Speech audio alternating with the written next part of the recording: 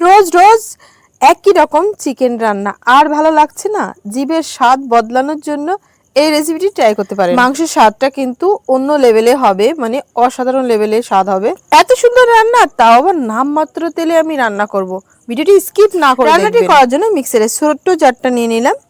এর মধ্যে আমি 3-4টে কাঁচা লঙ্কা, এক টুকরো আদা, 2টো রসুন কোয়া ছাড়িয়ে দিয়ে দিলাম। অল্প একটু জল দিয়ে আমি একটা ফাইন পেস্ট তৈরি করে নেব। আদা রসুন কাঁচা লঙ্কার পেস্ট রেডি। এখানে আমি 700 গ্রাম চিকেন নিয়েছি। আপনারা চিকেনের পরিমাণটা নিজেদের হিসাব মতন নেবেন। আর এই মাংসটা আমি প্রথমে ভালোভাবে ধুয়ে জল ঝরিয়ে রেখেছিলাম। আর এই গামলার মধ্যে দিয়ে আমি প্রথমেই পরিমাণ মতন অর্থাৎ স্বাদ মতো লবণ দিয়ে দিলাম।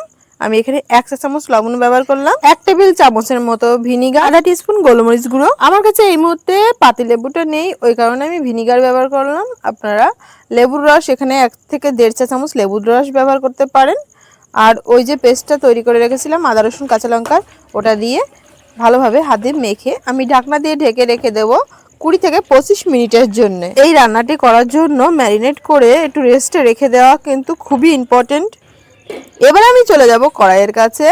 আমি এখানে একটা কড়াই নিয়েছি, আর এই কড়াইয়ের শুকনো খোলাতেই আমি এখানে কয়েকটা গোটা মশলা নিয়েছি।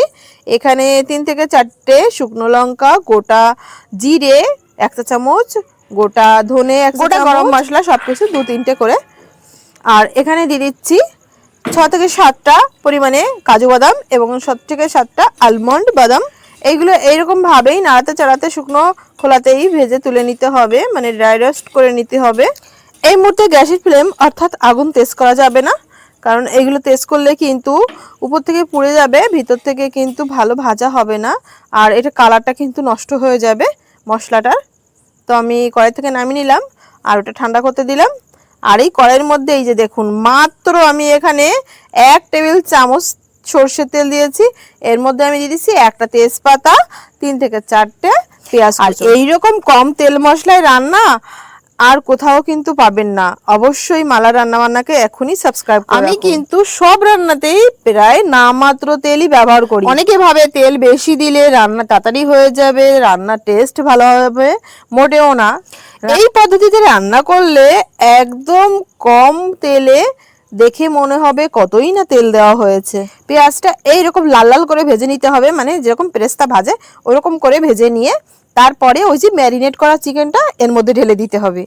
তারপরে 2 থেকে 3 মিনিটের মতন হালকা নেড়ে চেড়ে এটা ভালোভাবে কষিয়ে নিতে হবে।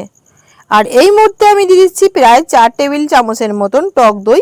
এই দইটা কিন্তু আমার ফ্রিজে ছিল, তার জন্য এরকম দেখাচ্ছে। আপনারা টাটকা দই ব্যবহার করবেন, সেটাতে আরো দেখতে খুব সুন্দর। এবারে ওই যে বাদাম সহ গোটা মশলাগুলো যে ঠান্ডা করতে রেখে দিয়েছিলাম ওইগুলো আমি এখন মিক্সি জারে পিষে নিয়ে আসবো। মশলাটা আমি ডাইরেক্টলি মাংসের মধ্যে দিয়ে দিচ্ছি। আর এখান থেকে 1 টেবিল চামচের মতো মশলা রেখে দেবেন, যেটা লাস্টে নামানোর আগে দেওয়ার জন্য। তো আমার তো রাখা হলো না, আমি একবারেই ঢেলে দিলাম।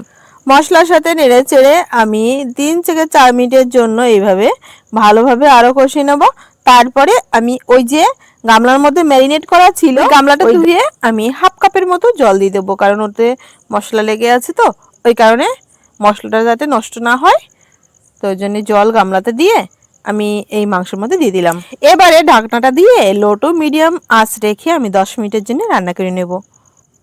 যেহেতু ঢাকনাটা দেওয়া ছিল আর গ্যাসের ফ্লেম লো টু মিডিয়ামের মধ্যে ছিল, ওর জন্য যেইটুকু মানে ঝোলটা আছে সেইটুকুই কিন্তু আছে। আমি এখানে 2 টেবিল চামচের মতন দুধের সর আমি ফ্রিজে রেখেছিলাম, যেটা ক্রিম হয়, ওটা দিয়ে দিলাম উপর থেকে।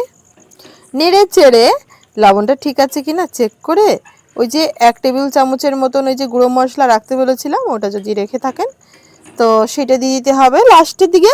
যেহেতু আমার নেই ওটা, তো আমি নামিয়ে নিলাম। তো এটা ফ্রাইড রাইস, পরোটা, রুটি সবের সাথেই খুবই ভালো লাগে।